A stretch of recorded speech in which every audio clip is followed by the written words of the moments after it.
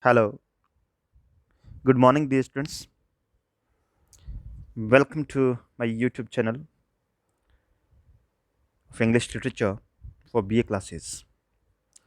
Today, we will take up epic, heroic couplet, and conceit.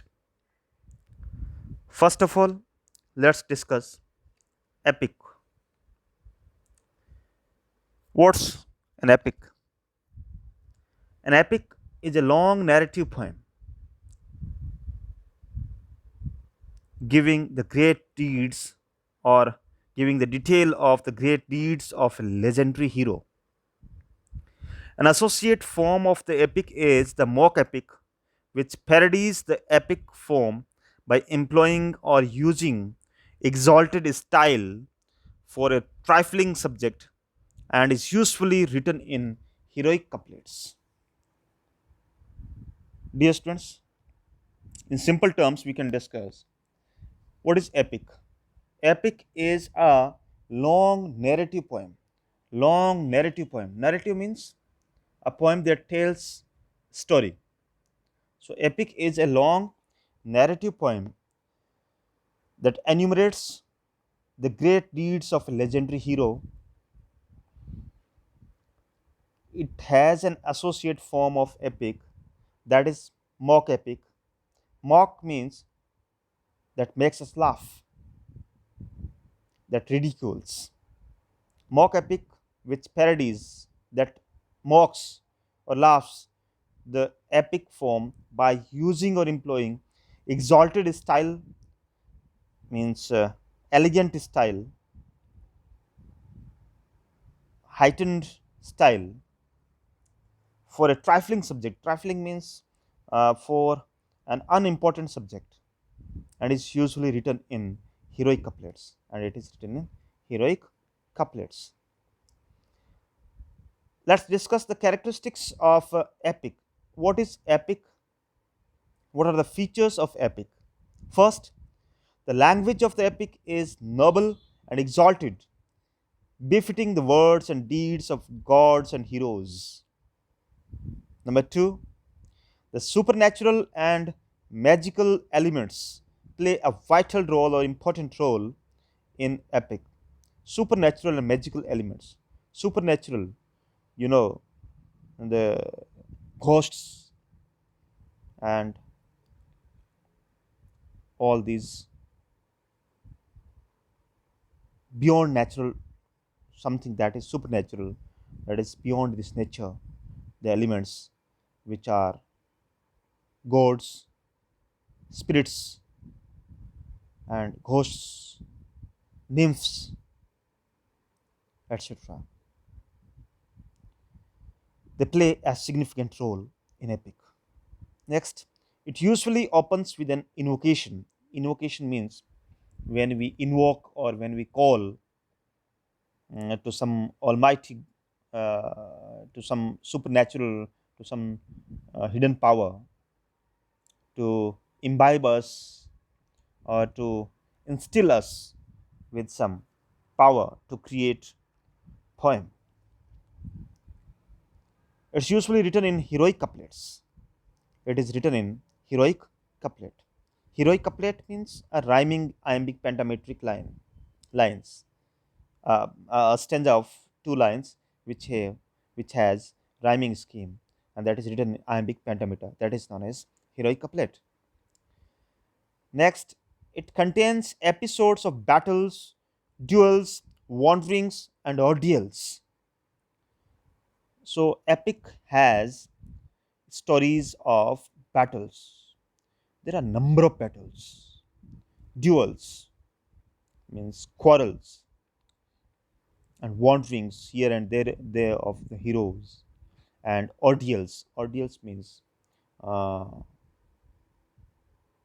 the difficult tests, the odds through which a hero undergoes. It usually opens with proposition or invocation of the statement of theme. Next, it employs or uses poetic devices like Homeric epithet, the lengthy adjectives and Homeric similes. Yes, of course. It has particularly the use of similes and epithets in epic. So we discussed the characteristic features of epic. Epic language is exalted and noble, that is suitable to the deeds of the heroes. Second, supernatural and magical elements play a very significant role in it. It usually opens with an invocation. It is usually written in heroic couplets. It contains episodes of battles, duels, wanderings, and ordeals. It usually opens with preposition or invocation or the statement of theme. It employs poetic devices like Homeric epithets and Homeric similes. Next comes your heroic couplet. Heroic couplet is a couplet of rhyming iambic pentameter lines. Simple. Iambic we discussed a few days back. Iambic means syllable. When a stressed syllable, when an unstressed syllable is followed by stressed syllable. Unstressed, stressed, unstressed, stressed. That sequence of syllables is called as iambic. Pentameter means a line of 5 feet or decasyllabic line. When we have 10 syllables in a line, that is called as pentametric line. Penta means 5 feet line or decasyllabic line, that is pentametric line. And when the first syllable of the line is unstressed and the second is stressed, the third is unstressed, the fourth is stressed, likewise, that is known as iambic meter. So heroic couplet is a couplet. Couplet means a stanza of 2 lines which has rhyming with each other. The ending word, the end word rhymes with the second one, the last line, and it has iambic meter, and that is written in pentametric lines. That is heroic couplet. A usual couplet line is 10 syllable long, with alternating unstressed and stressed syllables, with a pattern of an unstressed syllable followed by a stressed one. That is an iamb. There are 5 iambs in each line, hence the meter is called pentameter. The iambic pentameter came to be called heroic because by the middle of the 17th century, it came to be popularly used in poetry dealing with heroic subjects, deeds of high accomplishment, and matters of public interest and admiration. Geoffrey Chaucer, in the 14th century, was the first to make extensive use of it in English language. The form of the heroic couplet was perfected by John Dryden and Alexander Pope in the late 17th and early 18th centuries. An example of heroic couplet written by Pope is, "Know then thyself, presume not God to scan, the proper study of mankind is man." Essay on man. Very important couplet. So, heroic couplet, in simple terms, let's discuss again heroic couplet. First of all, couplet. What is couplet? Couplet is a stanza of 2 lines which rhymes with each other. First line, the end word of first line rhymes with the end word of second line, and it is usually written in iambic pentameter. Iambic means when first syllable is unstressed, second is stressed, then unstressed, stressed, unstressed, stressed, likewise. And when the line is decasyllabic or pentametric, means there are 10 syllables in a single line. That line is known as pentametric line. So heroic, it is called as heroic because by the middle of the 17th century, it came to be popularly used in poetry dealing with heroic subjects. It is called as heroic simply because it deals with heroic subjects, or deeds of high accomplishment and matters of public interest and admiration. That's why it is called as heroic couplet. Now let's discuss the last term, that is conceit. Conceit actually is a figure of speech which could be a simile or a metaphor used to draw parallels between dissimilar objects or situations. The Petrarchan conceit was particularly popular with Renaissance sonnetteers.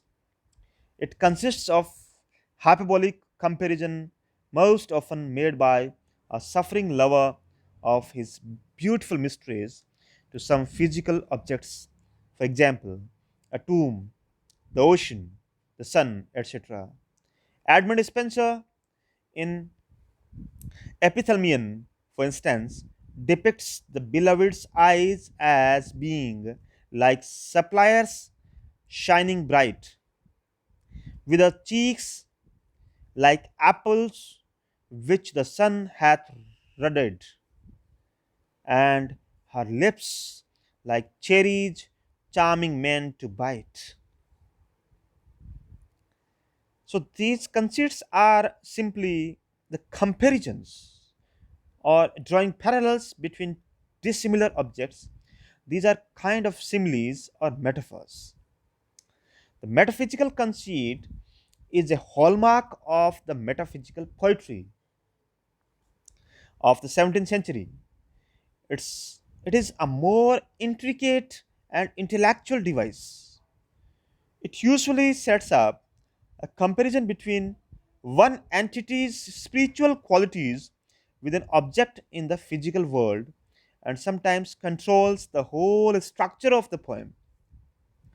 In his critical essay, The Lives of Poets, Samuel Johnson remarks that the metaphysical poets exhibit or show wit by joining incompatible ideas, and hence, he says in metaphysical poetry, the most heterogeneous ideas are yoked by violence together.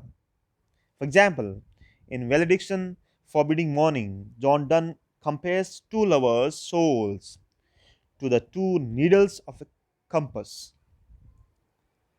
It's very strange, very humorous, but it's very witty.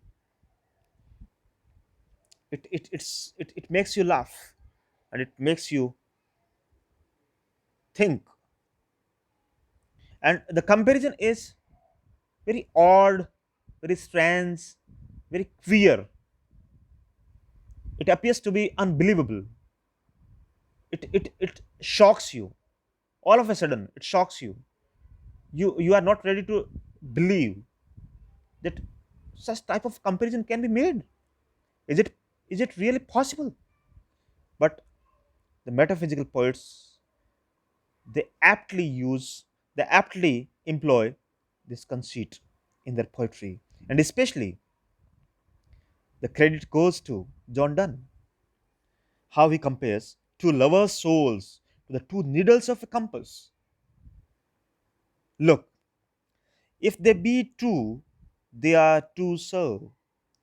As a stiff twin compass are two, this social, the fixed foot, makes no show to move, but doth if the other do. Dear students, Valediction Forbidding Morning, in this John Donne compares the lover and the beloved to what? To the two needles of the compass. In compass, what happens? One needle is fixed in the center, and the second needle moves around it when we draw a circle using a compass. Likewise, when the lover moves around the earth, when it travels around the earth, his beloved remains at home. She is still, she is unmovable, she does not move, but her lover moves around the earth. But their souls are connected to each other.